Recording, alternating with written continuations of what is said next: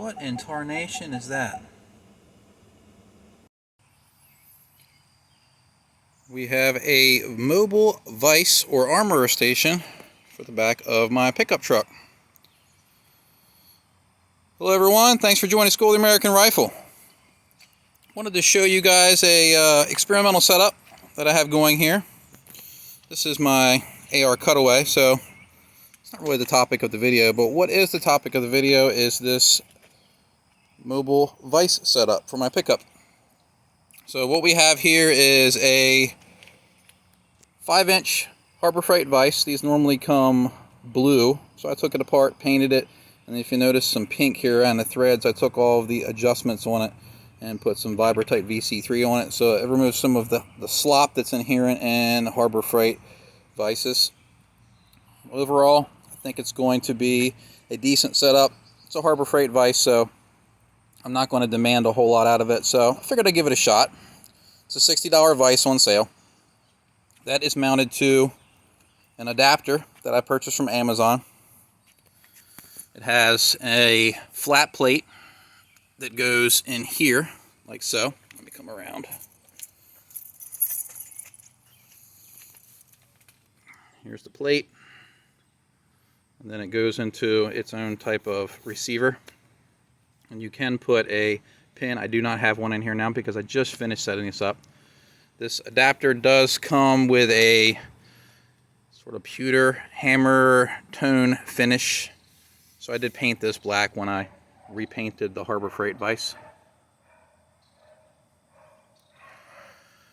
The mounting plate doesn't come with notches for the bolts. This particular vise doesn't have 4 mounting points, so it worked out because I really wasn't going to be able to put a 4th mounting point on here. So this cheapy Harbor Freight vise worked out great. But I did have to notch this area right in here so I could get the bolts to clear the plate, and then I used some washers to make sure that it holds it down right. My particular truck has a 2.5-inch receiver, so I had to get a step down adapter from 2.5 inches to 2 inches. And it does come with its own clevis pin setup when you buy this. I think I paid $80 for this from Amazon, and then the adapter is like $20. So overall, I think I have about 160, 175, maybe with taxes and things like that. But overall, really happy with the setup. Of course, if I find problems, I'll report back. It's a new setup, so problems are to be expected. I'm really thorough about things. One thing that does bother me, I did tighten up the interface right here by crushing this, so the plate that goes into here is really tight, but the interface right here inside the receiver is very loose, so what you have is a lot of slop even with a moderate amount of pressure.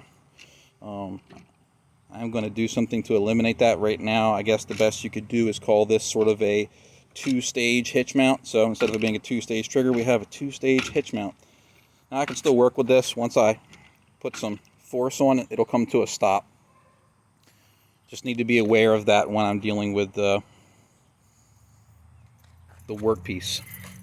Now, another thing that I like about this setup is you can reverse this. So right now it's pretty far away from the tailgate, but you can open the tailgate and look, it clears everything. And what that allows me to do is that allows me to use my tailgate as a working surface. So I have my little workbench there. I have my vise. And if you wanted to, if you flip this adapter here around, what you would get is the vise right about here, a little closer to the tailgate. You wouldn't be able to drop it down though. And of course, I'm not going to drive around like this. I may put my my blue gun in there, drive around town and see if anybody honks at me. I'm sure it's not legal, but it's worth a try. But I thought you guys would find it interesting. Maybe it's not for you, but if you do tend to work on guns when you go to the range, you run into problems.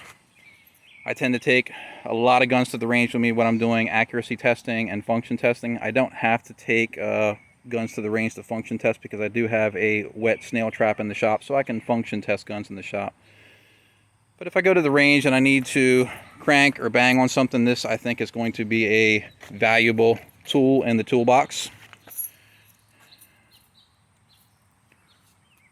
So I hope you guys found this video entertaining, maybe educational.